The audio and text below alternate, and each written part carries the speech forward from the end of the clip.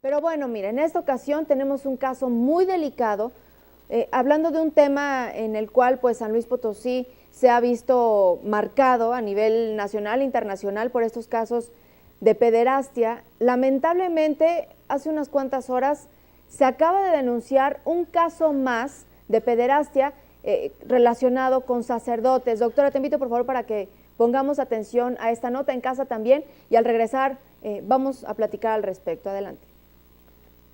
Él le tiene mucho miedo a las cucarachas, mucho miedo. Y en alguna ocasión le pregunté que por qué era ese miedo. Y me dice que por qué ese señor así es, feo y que donde quiera ahuyenta sus microbios. Él lo compara con una cucaracha. Noticieros Canal 7, Elizabeth Vázquez y Cruz Briones. Ahí tiene usted, lamentablemente, un caso más en San Luis Potosí de pederastia relacionada con sacerdotes. Vamos a platicar al regresar de este corte con nuestra colaboradora, la psiquiatra, la doctora Silvia Eugenia Cerda, para que sea ella quien nos diga qué es lo que está pasando con estos sacerdotes que están actuando de la misma manera. Vamos a un breve corte, participe, le invitamos para que nos dé su opinión esta mañana, 822-2400. Ya volvemos.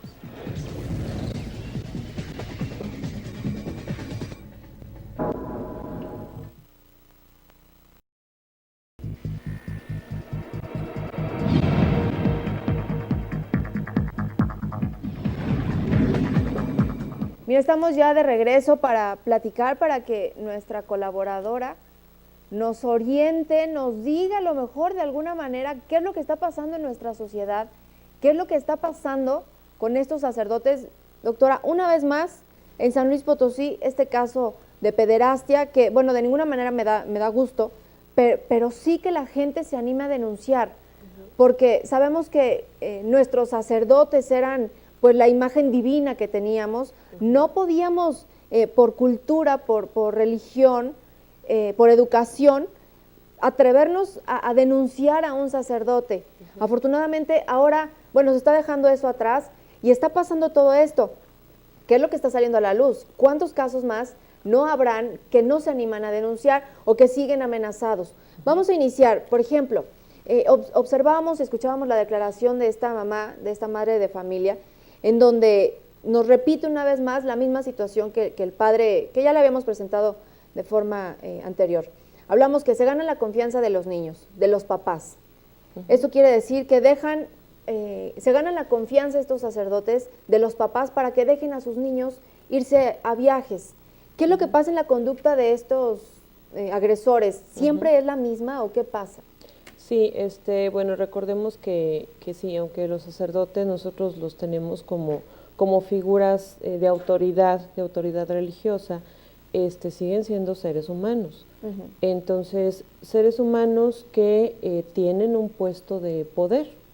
Te comentaba hace ratito, bueno, también son seres humanos como los maestros, como algunas otras profesiones, doctores, psicólogos, que están en una posición en donde brindan mucha confianza a los demás. Entonces, es una gran responsabilidad para estas personas que tienen este grado de autoridad, precisamente el tener en sus manos a niños. Entonces, ¿qué está pasando? Generalmente son personas que sí tienen algún problema psiquiátrico, ¿sí?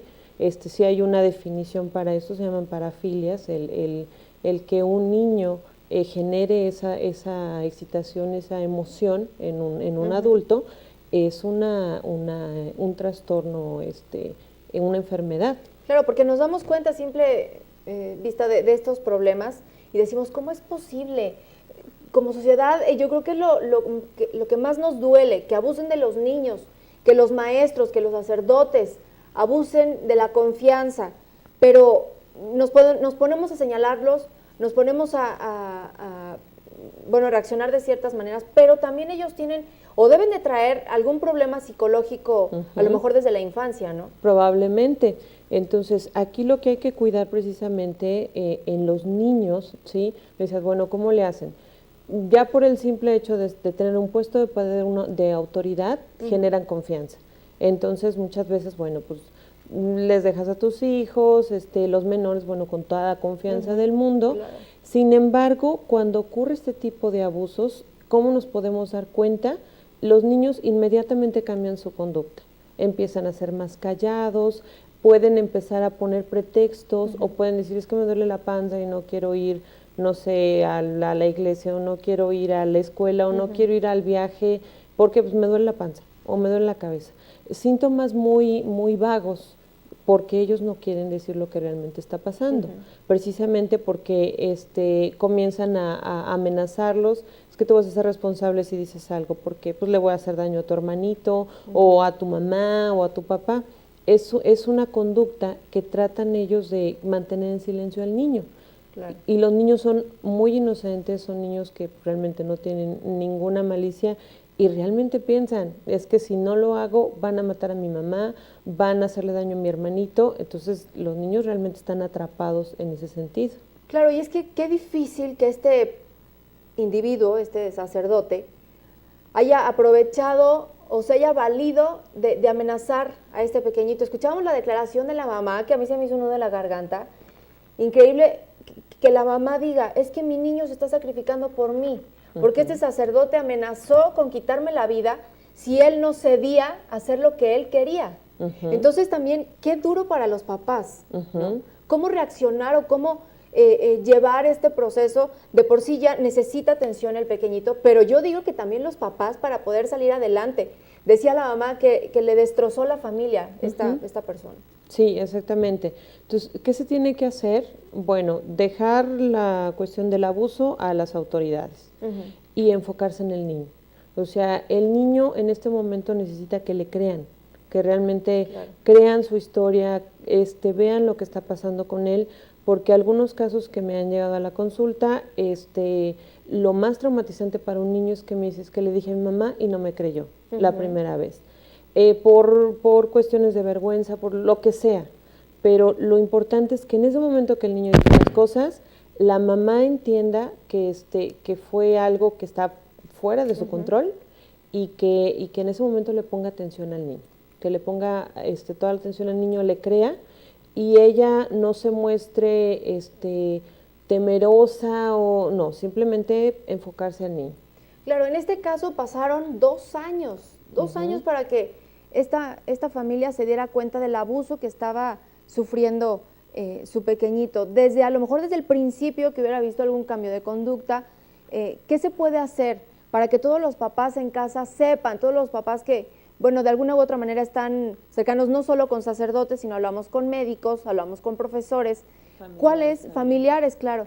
¿Cuál es la principal, no sé, conducta que presentan esos pequeñitos para que los papás estén bien alerta, el principal foco rojo de un niño abusado? Muchas veces los niños empiezan a deprimirse o se ponen ansiosos o empiezan con miedos raros, que uno dice, bueno, ¿por qué? Como en este caso, ¿por qué tienes miedo a las cucarachas? Porque generalmente los niños empiezan a desarrollar esos miedos. Claro. A veces pueden mojar la cama en la noche, y bueno, tacharlos de es que es un sucio. No, por algo está pasando eso. Entonces, no quiere decir que todos los niños que mojen la cama han sido abusados, perdón. No quiere decir que todos los niños que tengan depresión hayan sido abusados, no. Simplemente que cuando hay un cambio de conducta y empiecen a ver que hay cierta evitación o cierta ansiedad cuando van hacia el lugar en donde fueron abusados, hay que poner atención y simplemente preguntarle, oye, hijo, ¿estás a gusto? ¿Hay algo que te moleste? ¿Hay algo que te esté dando miedo? Es simplemente con estar preguntando. Claro, hay que confiar en los pequeñitos, hay que escucharlos, y aquí siempre le hemos dicho, hay que observarlos. Lamentablemente, un caso más de pederastia en nuestro estado.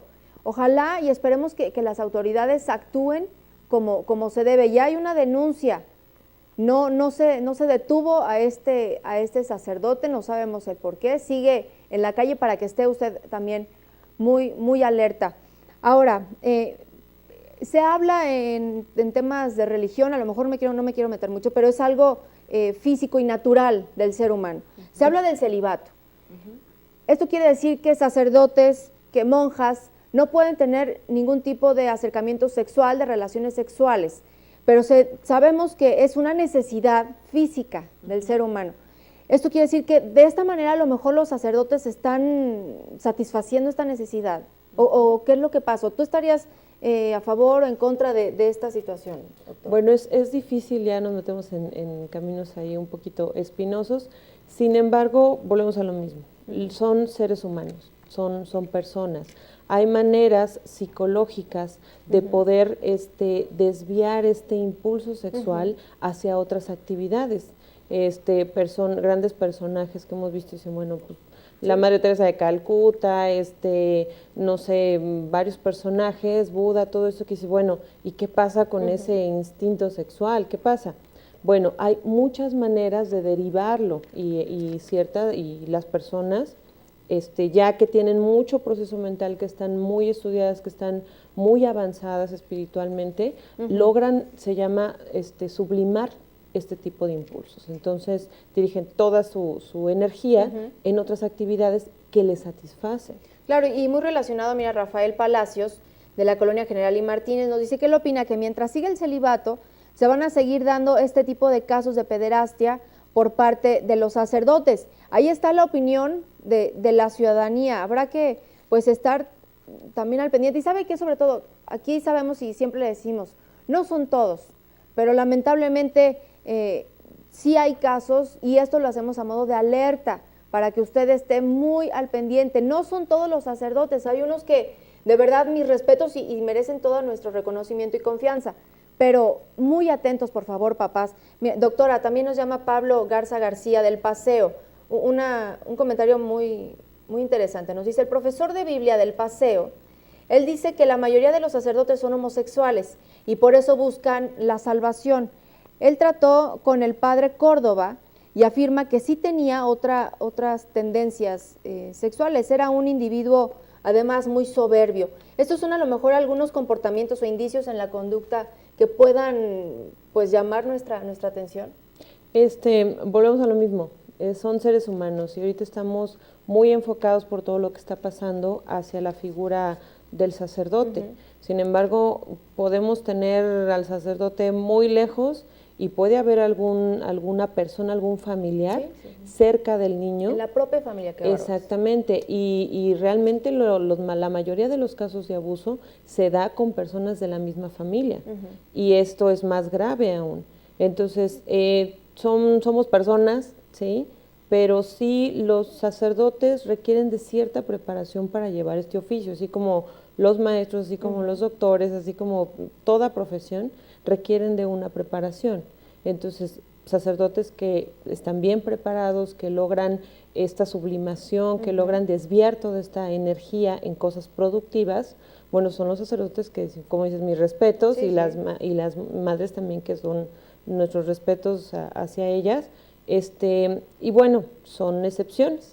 Claro. Sin embargo, hay que enfocarnos en los niños, en decir, bueno, ok, el sacerdote ya verán las autoridades, el maestro, lo que sea, las autoridades, y enfocarse en el niño. Claro, aquí la atención en estos momentos son para los pequeñitos que fueron abusados, o también adultos que ya después de tanto tiempo se animaron ya a denunciar. Así que, pues, doctora, te agradezco muchísimo que nos hayas acompañado en esta ocasión. Síganos haciendo llegar sus comentarios al 822-2400. Muchísimas gracias.